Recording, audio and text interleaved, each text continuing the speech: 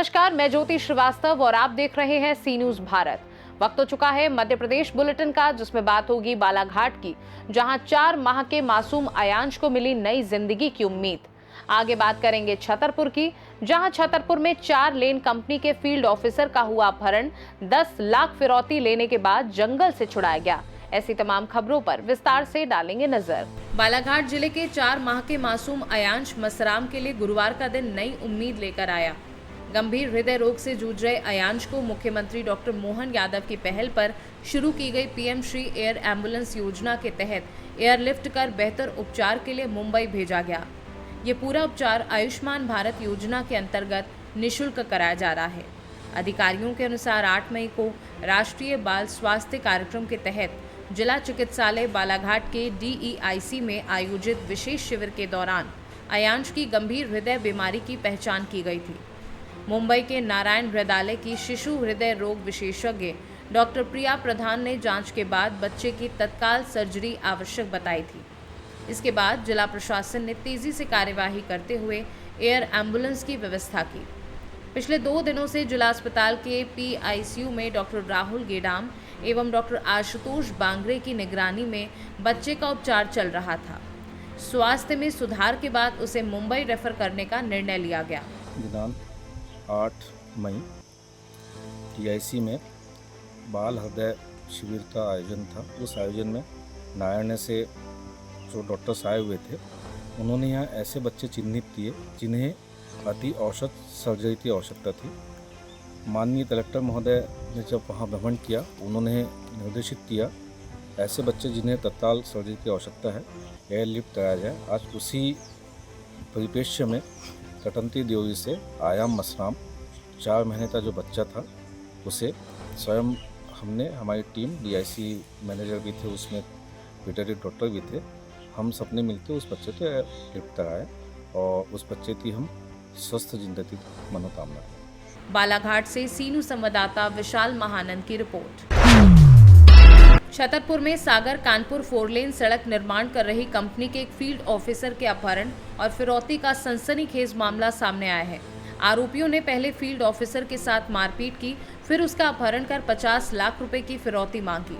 Company द्वारा 10 लाख रुपए खाते में ट्रांसफर करने के बाद भी आरोपियों ने उसे नहीं छोड़ा। पुलिस ने देर रात जंगल में घेराबंदी कर अपहरत को सुरक्षित बरामद कर लिया। मामले में 2 आरोपियों को गिरफ्तार किया गया है, जबकि एक अन्य आरोपी फरार बताया जा रहा है। पुलिस ने संदेह के आधार पर एक आरोपी को हिरासत में लेकर पूछताछ की और बाद में मामले में 2 मुख्य आरोपी भान सिंह यादव और विशाल यादव के खिलाफ प्रकरण दर्ज कर कार्यवाही की गई।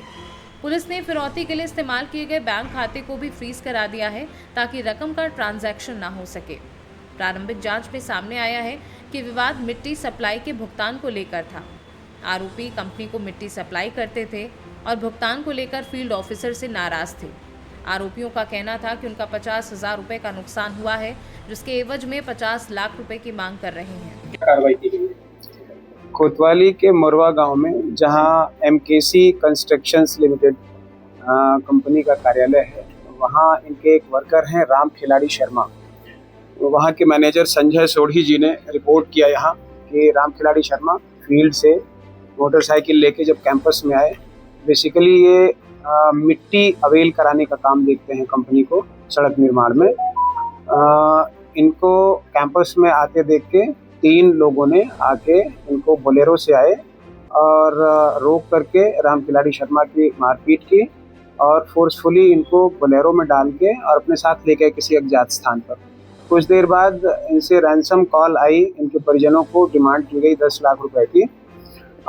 इस सूचना पर मामला पंजीबद्ध करके पुलिस अधीक्षक महोदय छतरपुर और अतिरिक्त पुलिस अधीक्षक महोदय के निर्देशन में शहर के 3 थाना प्रभारी कोतवाली, थाना प्रभारी सिविल लाइन और ओरछा रोड से अधिकारी कर्मचारी आसपास के थाना क्षेत्रों से लगाए जाकर रात भर लगातार इसमें विवेचना और तलाश की कार्यवाही जारी रही। अलग अलग थाना क्षेत्रों में दबिशें दी गई। फाइनली आज सुबह जो अपहृत हैं राम खिलाड़ी शर्मा जी, इनको सेफली रिकवर कर लिया गया और एक जो संदेही आरोपी है मामले का, उसको भी हम पकड़ लिए हैं और उससे पूछताछ करके अग्रिम कार्यवाही की जा रही है। प्रकरण में जो अन्य आरोपी हैं उनको चिन्हित किए हैं और उनकी भी तलाश कर रहे हैं। जल्द ही उनको भी हम अरेस्ट करने का पूरा प्रयास। डिमांड कितने की गई थी सर इन लोगों के द्वारा, कितने पैसे ले लिए गए? डिमांड 10 लाख की आई थी सामने और उसी पर आगे फिर करेंगे। कितने अकाउंट में डलवा ली गई? ऐसा पता चला है कि अकाउंट में कुछ राशि डाल दी गई थी, वो हमने होल्ड करा लिया है। वो पैसा निकल नहीं पाया था क्योंकि रात में उनको मौका नहीं मिला, तो राशि होल्ड करा ली गई है, तो वो भी सेफली हम। छतरपुर से सी न्यूज़ संवाददाता कुलदीप सक्सेना की रिपोर्ट। सिवनी मालवा से करीब 48 किलोमीटर दूर सतपुड़ा पर्वत पर बसे बारासेल, भावंदा, बैंट, नापूपुरा, घोगरा सहित कई आदिवासी गांवों में प्रधानमंत्री आवास योजना के तहत बनाए जा रहे 50 से अधिक आवास 9 साल बाद भी अधूरे पड़े हैं। इन अधूरे मकानों के कारण ग्रामीण आज भी झोपड़ियों में रहने को मजबूर हैं। ग्रामीणों का आरोप है कि योजना के तहत स्वीकृत आवास समय पर पूरे नहीं किए गए और कई जगह निर्माण कार्य अधर में लटका हुआ है। स्थिति यह है कि अब तक किसी स्तर पर इन अधूरे आवासों की जिम्मेदारी तय नहीं हो सकी है। जानकार सूत्रों के अनुसार जब आवास योजना की शुरुआत हुई थी तब राशि सीधे हितग्राहियों के बैंक खातों में भेजी जाती थी। अब सवाल ये उठ रहा है कि कितनी राशि वास्तव में हितग्राहियों तक पहुंची और कितनी खर्च हुई, ये जांच का विषय है। फिलहाल 9 साल बाद भी इन अधूरे आवासों की स्थिति जस की तस बनी हुई है और जिम्मेदारी तय न होने के कारण आदिवासी परिवार आज भी मूलभूत आवास सुविधाओं से वंचित हैं। ग्रामीणों ने मामले की उच्च स्तरीय जांच और जल्द से जल्द आवास पूरे कराने की मांग की है। मैं आपका लल्लू प्रसाद। ये मकान अधूरा क्यों है? अपना सर ये फॉरेस्ट वाले रेत लाने से रोक दिया हमको, तो इसलिए वो अधूरा रह गया। अच्छा, जो शासन से पैसा मिलता था वो मिला है? वो तो मिल गया साहब, 1 लाख ही मिला था। पूरा पैसा मिला है? पूरा 1,20,000 का था तो 1 लाख मिला, 20,000 रुपया अधूरा रह गया उसका। क्या नाम है आपका? मोहल्लाल। ये मकान अधूरा कैसे पड़ा?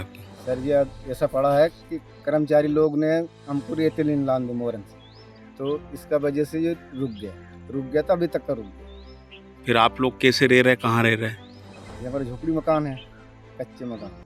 कितना पैसा आया अभी तक उसमें? उसका 1 लाख ले लिया। झूठ क्यों बोलते? सिवनी मालवा से सी न्यूज़ संवाददाता संतोष सिंह चंदेल की रिपोर्ट। मध्य प्रदेश बुलेटिन में फिलहाल के लिए इतना ही। देश दुनिया की बाकी खबरों को जानने के लिए आप देखते रहिए सी न्यूज़ भारत।